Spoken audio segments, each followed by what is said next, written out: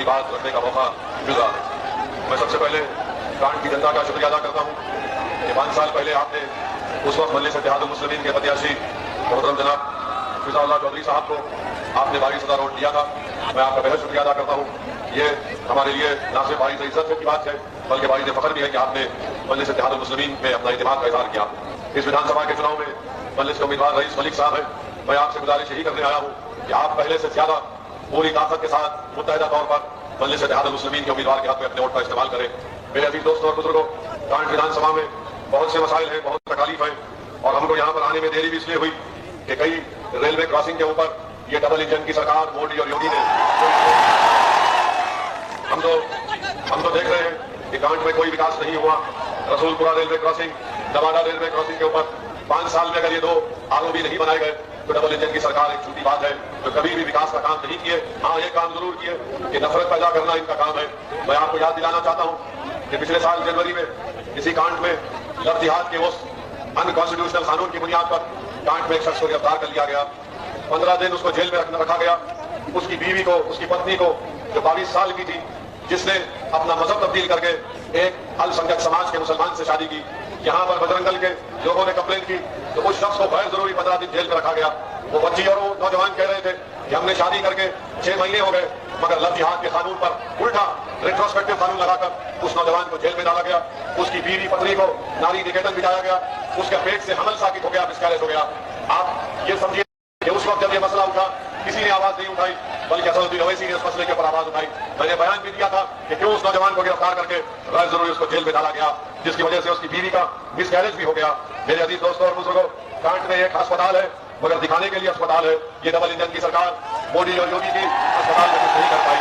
आप जानते हैं कि इस डबल इंजन की सरकार ने बड़ी बड़ी रोड बनाए, ये बोलते कि वो हाईवे बनाए, एक्सप्रेस वे बनाए। मगर मैं बाबा से पूछना चाह रहा हूं, अगर रोड नंबर 76 पर बाबा की गाड़ी आ जाएगी तो बाबा की गाड़ी की भी टक्कर हो जाएगी।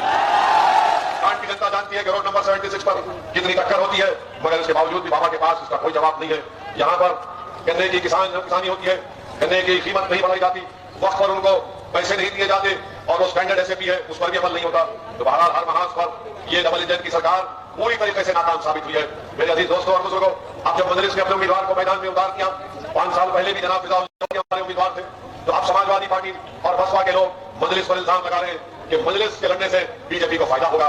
मैं बहन जी से और बबुआ से पूछना चाहूंगा, ये तो बता दो कि आप और बहन जी 2019 में मिलकर पार्लियामेंट का चुनाव लड़े थे, 75% अल्पसंख्यक समाज मुसलमान के आपको वोट मिले, तभी आपके 15 क्यों जीते? आबादी 65 के करीब बीजेपी कैसे जीत गई? कि हमने आकर लोगों को कहा था कि ऐसा कर दो, आप नाकाम साबित हुए।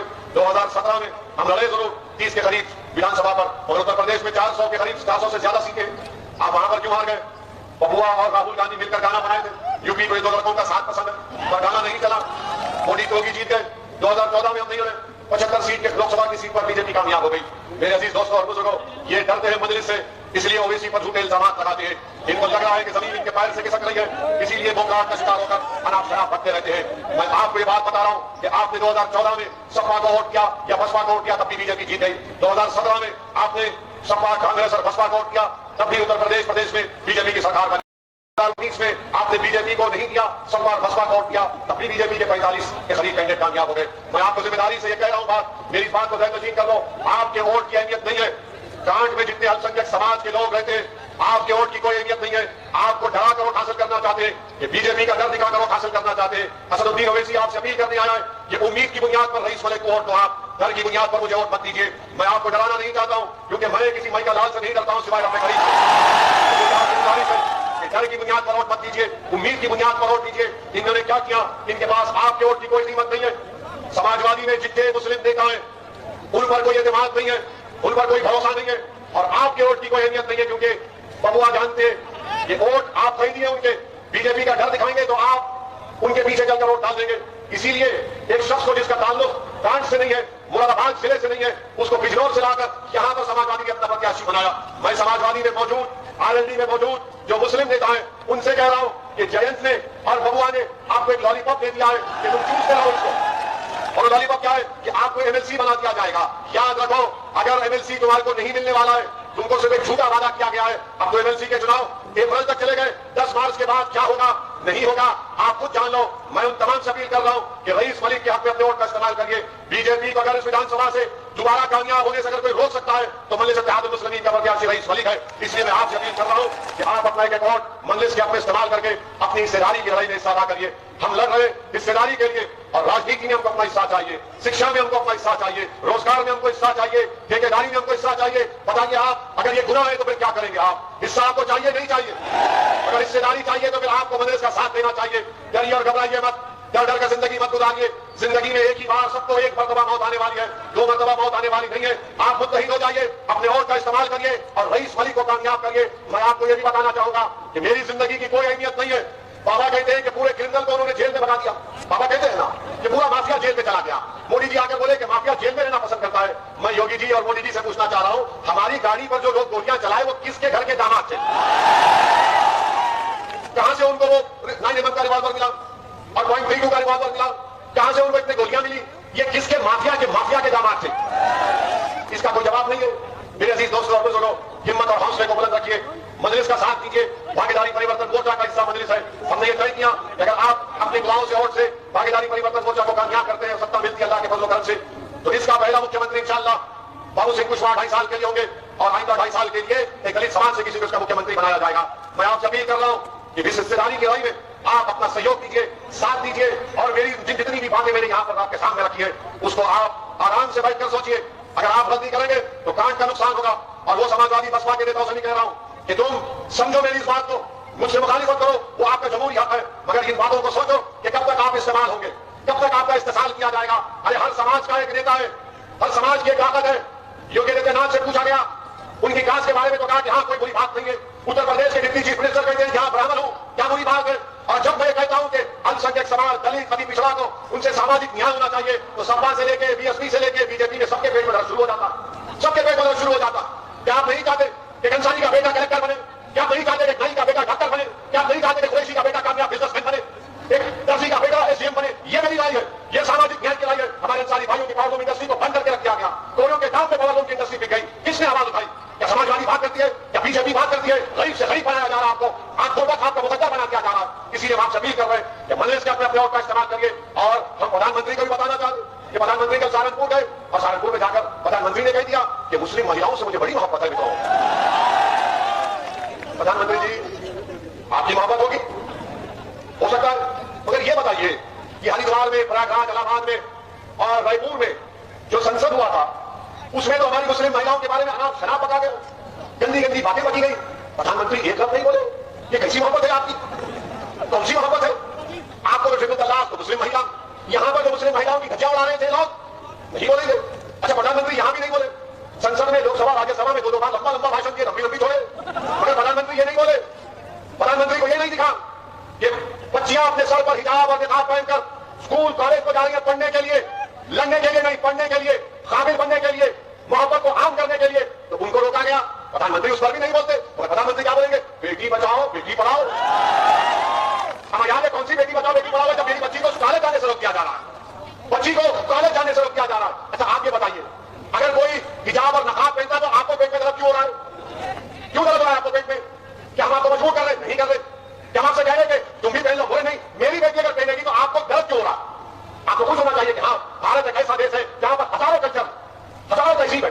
ये पूरे विश्व में एक ही देश है जहां पर हर 100 किलोमीटर पर अलग अलग कल्चर मिलता है। तो इसको हमको मानना चाहिए, मगर नहीं, आपके लोग नहीं मानते। जब बीजेपी की सरकार है, नहीं तुम क्यों पहने? अरे पढ़ने के लिए जा रहे हैं ना, जंग करने के लिए तो नहीं जा रहे। आप उनको महरूम कर दिए। और हद तो ये हो गई कि सुप्रीम कोर्ट का फैसला याद रखो, कुट्टू स्वामी जजमेंट। अब मीडिया वाले आएंगे आपके पास, ओवैसी ने कल बड़का भाषण किया था, कांटे आता बोलो, इसने यूपी के चुनाव में हिजाब और निकाब को लाया, तो उसको बोलना पहले मेरी बेटी क्या पहनेगी, तुझे क्या करना है, मेरे घर में क्या होगा, तुझे उससे क्या तकलीफ। और तीसरा कहना, सुप्रीम कोर्ट का जजमेंट है, कुट्टू स्वामी, क्या नाम है?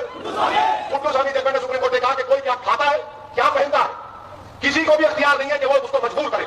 समझे ना? गाली नहीं मारना, याद रखो। और सुप्रीम कोर्ट ने क्या कहा कि प्राइवेसी यानी चॉइस ऑफ फंडामेंटल राइट है, बुनियादी राइट है, आप मुझे नहीं रोक सकते। और इंशाअल्लाह ताला मुझे यकीन है कि अदलिया इंसाफ करेगी और हम अपनी बेटियों को इंशाअल्लाह ताला, अगर वो ये फैसला करती है कि अब्बा अम्मी मैं हिजाब पहनूंगी, तो अब्बा अम्मी पहने बोलेंगे बेटा पहन, तुझे कौन रोकता है? देखेंगे इंशाअल्लाह। हिजाब निकाब पहनेंगे, कॉलेज को जाएंगे, डॉक्टर भी बनेंगे, कलेक्टर भी बनेंगे, एसडीएम भी बनेंगे, बिजनेसमैन भी बनेंगे। और एक दिन याद रखना तुम कांड की जनता, शायद मैं जिंदा नहीं रहूंगा, तुम देखना एक दिन इस देश की प्रधानमंत्री एक बच्ची हिजाब पहन के प्रधानमंत्री बनेगी। जब असदुद्दीन ओवैसी टोपी पहनकर पार्लियामेंट में जाकर बीजेपी के 300 एमपियों के सामने खड़े होकर आपके इंसाफ की बात कर सकता है, तो हिजाब और निकाब पहना कौन सकता है? और मेरे अजीज दोस्तों और बुजुर्गों, हिम्मत और हौसले को बुलंद रखिए, डरने और घबराने की जरूरत नहीं है। अगर कभी डर होता है तो उस लड़की मुस्कान ने क्या कहा, बीबीसी को इंटरव्यू दिया, बीबीसी को इंटरव्यू देके उस इंटरव्यू में बीबीसी के लोगों ने पूछा कि मुस्कान तुमने नारा क्यों लगाया, तो उस बच्ची ने क्या जवाब दिया, मेरे रोंगटे खड़े हो गए, मुझे हौसला मिला उस बच्ची की बहादुरी से। मैं सलाम करता हूं उसके मां बाप को, मैं बात किया उस बच्ची के वालिद से, उनकी बच्ची से ही बात किया। उस बच्ची ने बीबीसी के इंटरव्यू में कहा कि मैं जब डर जाती हूं तो मैं अल्लाह अकबर कहती हूं। तो जब डरोगे तो तुम क्या बोलोगे, जब डरोगे तो क्या बोलोगे, जब डरोगे तो अल्लाह को याद करो।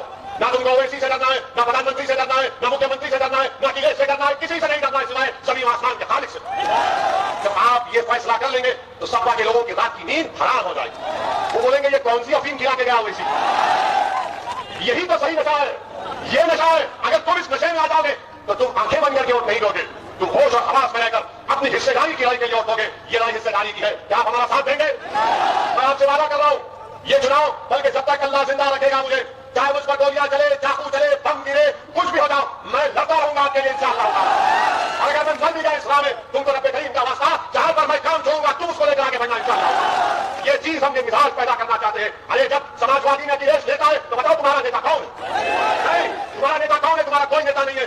ओवैसी यहां पर नेता बनने के लिए नहीं आया, ओवैसी तुमको नेता बनाने के लिए आया है, ताकि तुम कल इंशाअल्लाह ताला, ताकि आप कल दरी नहीं बिछाएंगे, दरी नहीं बिछाएंगे आप, और आप नारे नहीं लगाएंगे कि भैया तुझ पे जवानी कुर्बान, अरे कितनी जवानी कुर्बान, दादा ने जवानी कुर्बान, बाबा ने कुर्बान, अब आप जवानी मत कुर्बान करो, ओवैसी तुम अपनी जवानी अपनी उम्र तुम पर कुर्बान करेगा, तुम इससे गाली कराइए साथ हो, आप साथ देंगे ना इंशाअल्लाह ताला, बटन के निशान पर बटन दबाएंगे ना इंशाअल्लाह। और हमारे इस भड़काऊ भाषण को फैलाएंगे आप, फेसबुक पर फैलाइए, व्हाट्सएप पर फैलाइए, इंस्टाग्राम पर फैलाइए, दोस्तों में फैलाइए और दुश्मनों में भी फैला दो, ताकि उनको मालूम हो जाए कि अब जवानी कोई कुर्बान नहीं करेंगे, आप हिस्सेदारी की लड़ाई में रईस अली को बटन के निशान पर बटन दबाकर कामयाब करेंगे। आपका बेहद शुक्रिया, अल्लाह आपको सलामत रखे। आप इतनी देर इंतजार किए, मैं आपसे माफी चाहता हूं। इंशाअल्लाह जिंदगी बाकी रही, मैं दोबारा कांड को आऊंगा, दिल भर के आपके सामने अपनी बात रखूंगा। अस्सलाम वालेकुम।